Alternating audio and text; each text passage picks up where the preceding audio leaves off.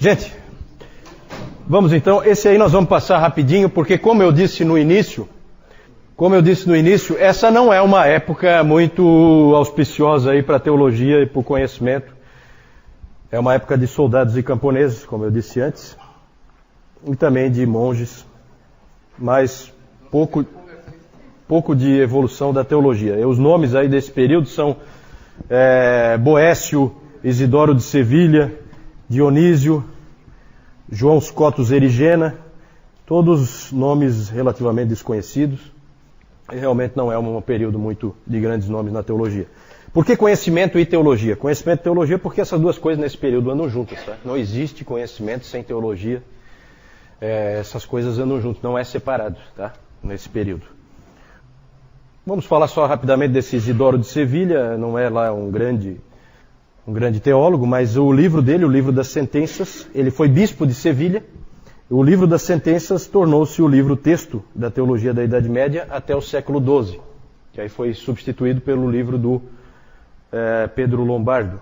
Esses livros das sentenças, esses livros que têm esse título, são geralmente colagens é um tipo de uma teologia sistemática, mas formada por colagens de textos de teólogos antigos. Então ele pega os livros dos pais e copia trechos de um determinado assunto, mais ou menos organiza por assunto, certo?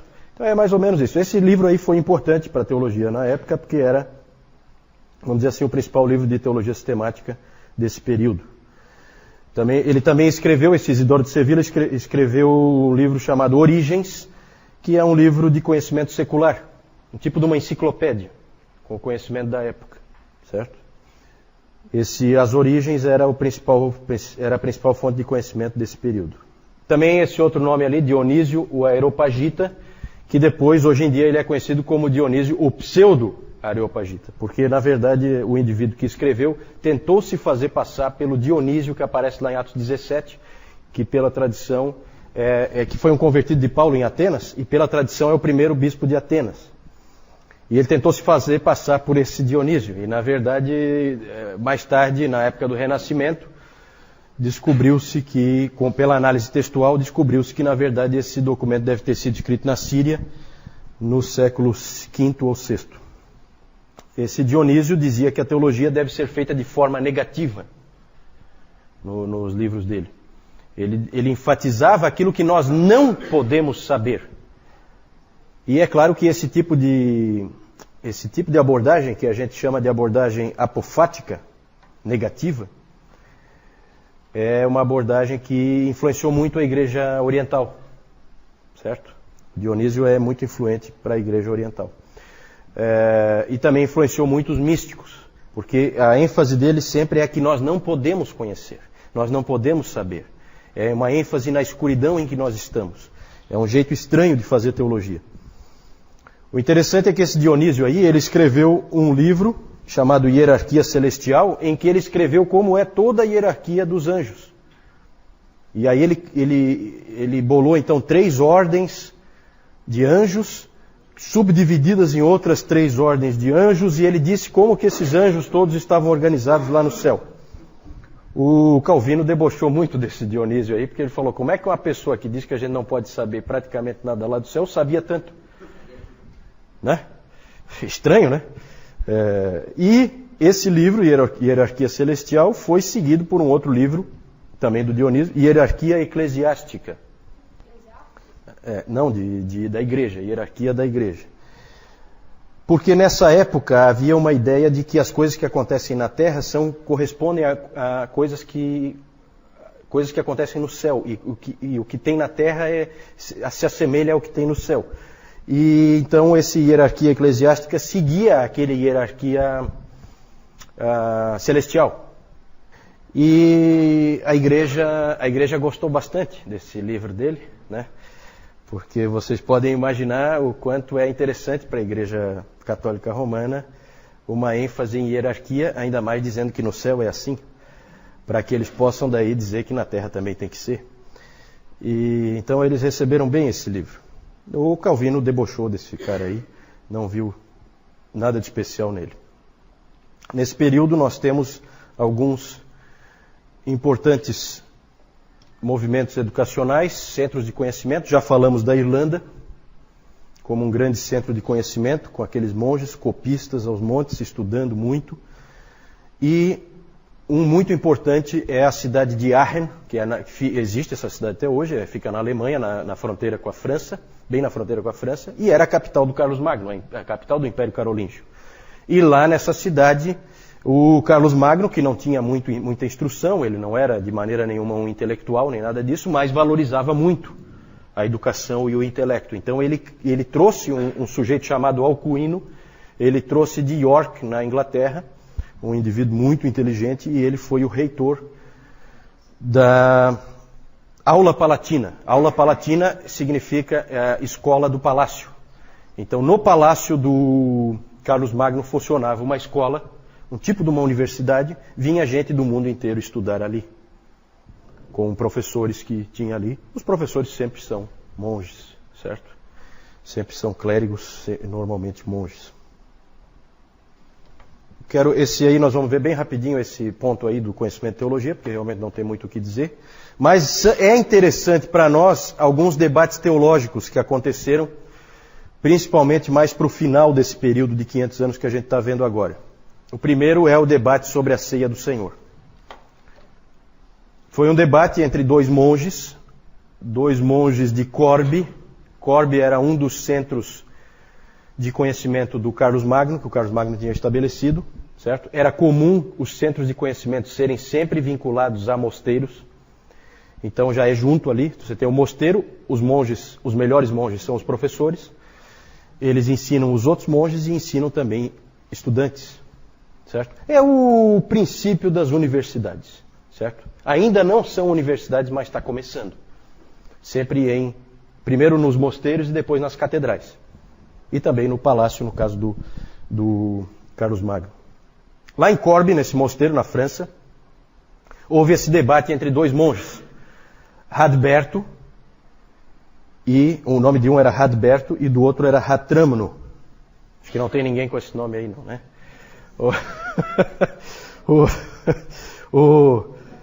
Esse debate ocorreu no século IX, e eles debateram sobre a natureza do corpo de Cristo na ceia. Exatamente. O que Jesus Cristo quis dizer quando ele falou, este é o meu corpo? O que ele quis dizer com isso?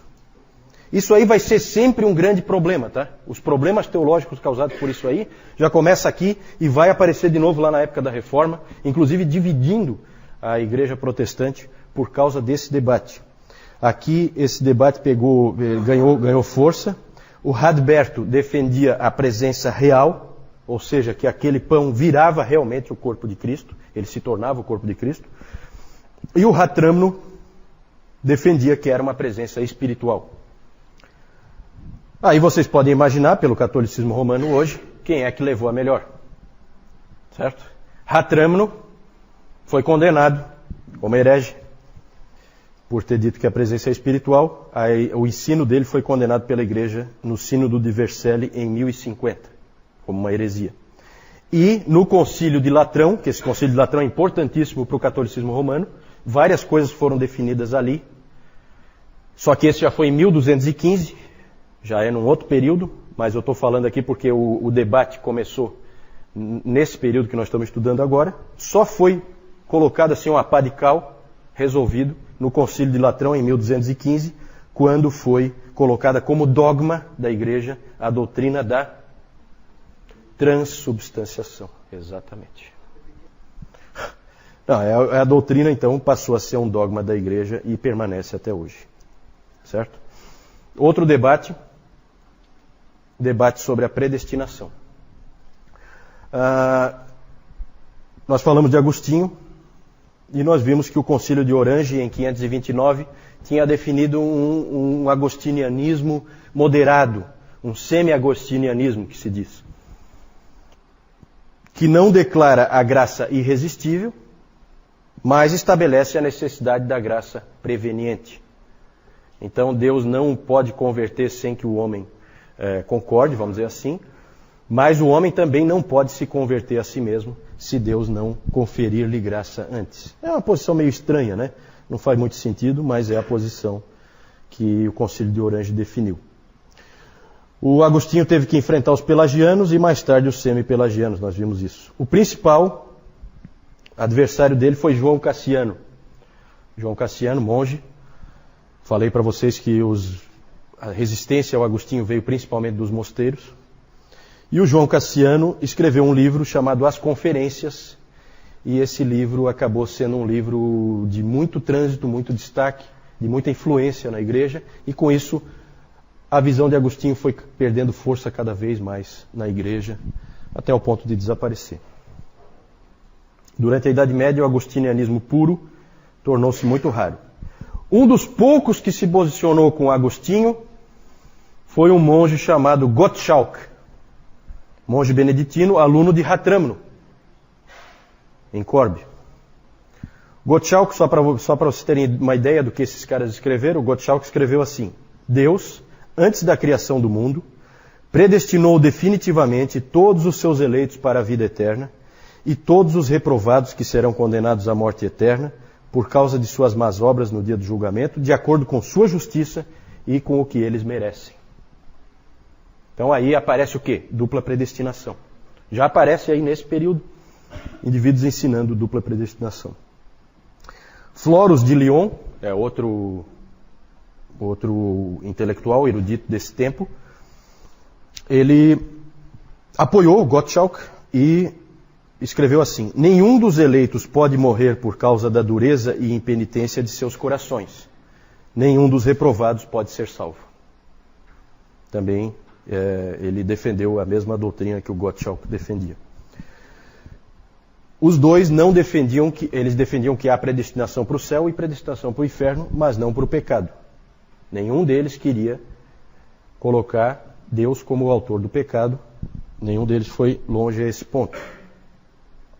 Mas a gente vê aí, nesse período, já aparecendo dupla predestinação, graça irresistível, expiação limitada.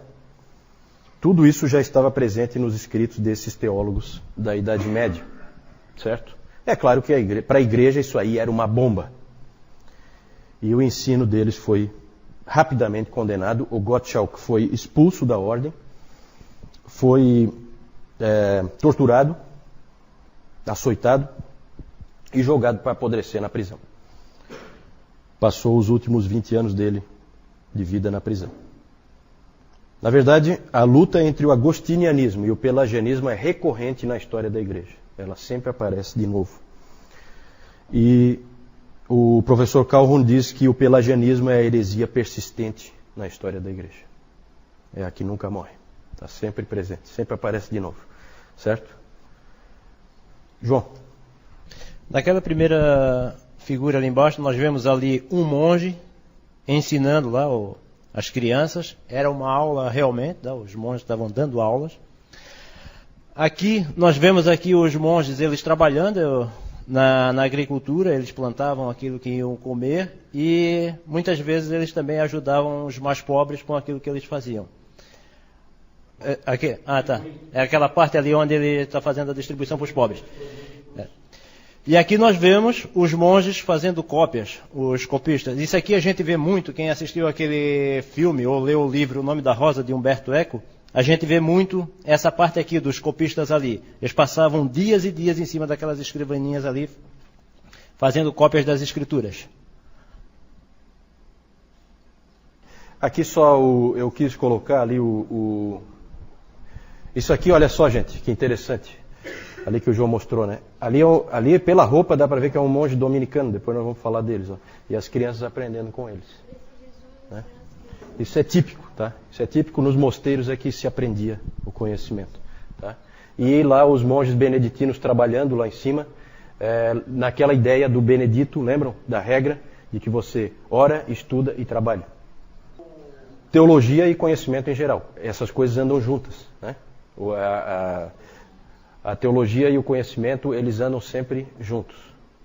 Tanto que os monges, eles sabem as duas coisas. Nós vimos ali o Isidoro de Sevilha. Ele escreve um livro de teologia sistemática e uma enciclopédia. É a mesma pessoa que conhece as coisas seculares e as coisas da teologia. São as mesmas pessoas. São os monges.